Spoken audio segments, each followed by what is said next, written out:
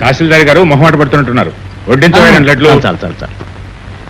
ఏమిటండి ధర్మారావు గారు, ఏదో కొత్త వాళ్ళని బలవంత పెడుతున్నట్టు పెడుతున్నారు. ఎప్పుడు వచ్చేవాళ్ళని కదా. అలా అనకండి. ఎలక్షన్లు వచ్చినప్పుడే మనుషులకు విలువిచ్చే మహాబోట్ల తత్వం కాదు బావగారిది. ఈ గడపలో అడుగుపెట్టిన ఏ అతిథైనా సరే సుష్టుగా భోంచేయవలసిందే. అంతే కదా. ఆయన చేతికి ఎముక లేదు, ఇంటికి తలుపు లేదు. ఈ ఊరికి ఎవరు ఏ పని మీద వచ్చినా ఈ ఇంట్లో చేయికి అడిగి వెళ్ళవలసిందే. అది రూలు. ఇలా మాట్లాడటం నీకు రూలే గానీ తృప్తిగా భోంచేయి. ఇదిగో వడ్డించిందంతా ఇక్కడే భోంచేయాలి, ఇంటికి పట్టుకెళ్ళడానికి వీలు లేదు. మరి మన సందా కార్యక్రమం భోజనాలు అయ్యాక. బాబు నువ్వు కూడా భోంచే. చెప్తాం. నానా నానా ఏమిటమ్మా, ఏమిటా హడావుడి? ఓ పొగరుబోతు దారిలో బండాపి నన్ను అల్లరి చేశాడు. అమ్మని అమ్మ, నేనుండగా నా మరదల పిల్ల అవమంచి వాడు బతడమా? వాడెవడో చెప్పు పద్మ. వాడిని నిలువునా సీల్ చేసి మన పెళ్లి భోజనానికి పుల్లలుగా ఉపయోగిస్తాను. ఏమిటి మన పిల్ల? అవును, మన చెడనాడే మన పెద్దవాళ్ళు నిర్ణయించిన పెళ్లి. అన్ని అవహరించావు గానీ నువ్వు చేసిచ్చిన పని ఏమిటి, రావటం ఏమిటి? చంద్రం వస్తున్నా. వాడి అవతారం చూడు. ముందు వాడి ఇక్కడి నుంచి తీసుకెళ్ళు. అబ్బాయి ఏంట్రా ఇది? మన పెళ్లి విషయం మాట్లాడాలిగా. అలాగే మారుదాం పద. పద్మ, మన ఇద్దరం ఏకాంతంగా మాట్లాడుకుందాం. ఆహాహాహా. ఈ కాయలు దేశానికే కాదండి, అందుకే 10 పట్టుకుపోతున్నా. అలాగే తీసుకెళ్ళు. ఇంతకీ ఎవరమ్మా పొగరబోతు? అదే నాన్న. మన రవిబాబాయ్ గారు. ఓహోహో, మన రవి బాబా. సరే సరే, నేను ఇంకా ఎవరు అనుకున్నాను.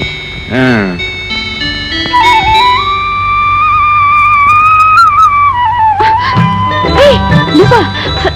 ఛీ, నా చేపట్టుకోవటానికి నీకెంత ధైర్యం? నా తోటలో పూలు కోయటానికి నీకెంత ధైర్యం? పూలు కోయటానికి ధైర్యం ఎందుకు? ఇదేమైనా పుల్లి నోట్లో చేపెట్టడమా? అందంగా కనిపించే కోసాను. అందంగా కనిపిస్తున్నావు, నీ బుగ్గగిలితే నువ్వు ఊరుకుంటావా? చెంప చళ్ళు మనిపిస్తాను. పుల్లెమ్మా, నీ బుగ్గలు నీకెంతో, నా తోటలో మొగ్గలు నాకంతే. అన్నయ్య, పువ్వులే కదా, కోసుకో నువ్వు. ఇవాళ పూలే కదా అని ఊరుకుంటే రేపు చెట్టే పీకేస్తుందమ్మా. ఇదిగో, అలా చేయాల్సిన కర్మ నాకేం పట్టలేదు. కావాలంటే ఈ తోటని కొనేస్తాను. అలాగా? మొన్న రోడ్ను కొన్నావు, ఇవాళ తోటను కొంటున్నావు, రేపు ఊరినే కొంటానంటావు. నేను తలుచుకుంటే కొండ మీద కోతిని కొంటాను. అదే నీకు కరెక్ట్. ఓ కోతిని కొనుక్కుని నెత్తినెక్కించుకుని తిరుగు. చెప్పా. చెల్లెమ్మా, కాసిన పూలు కోసుకుని తీసుకెళ్ళి ఇచ్చేయి. లేకపోతే నిప్పులు దొక్కిన కోతిలా అలా చిందులేస్తూనే ఉంటుంది. అలాగే అన్నయ్య. ఓ నువ్వా? లేకపోతే ఇంకెవరు అనుకున్నావా? ఏ విధమైనా అప్పడడానికి వచ్చాడేమో అనుకున్నా. ఈ అదవేంటికి అదవ కాకపోతే ఇంకెవరు వస్తారయ్యా?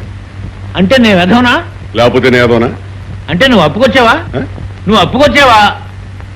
అప్పు కాకపోతే ఏ తప్పుడో నీ దగ్గరికి వస్తాడయ్యా? అంటే అప్పంటే నీకు అర్థం తెలుసు కదా, తిరిగి ఇచ్చేది అని అర్థం.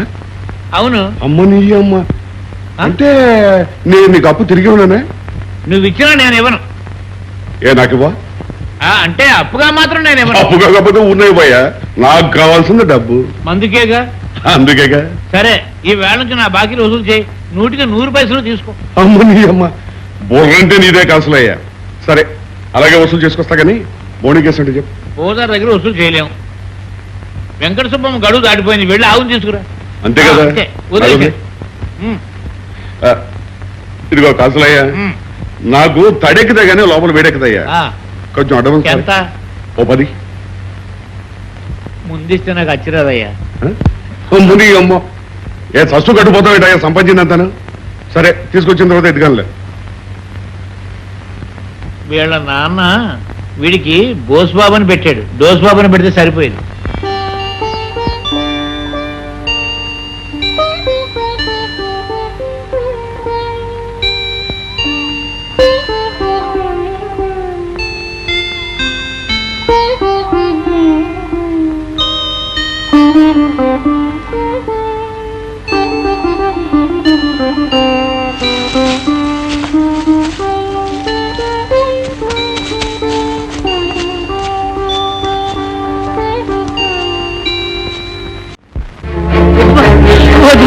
నీ కాళ్ళు పెట్టుకుంటాను.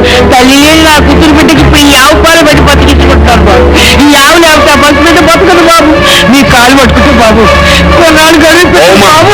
ఆఫర్ ఇచ్చాడు కూడా నేను, నా కమిషన్ బాబు బాబు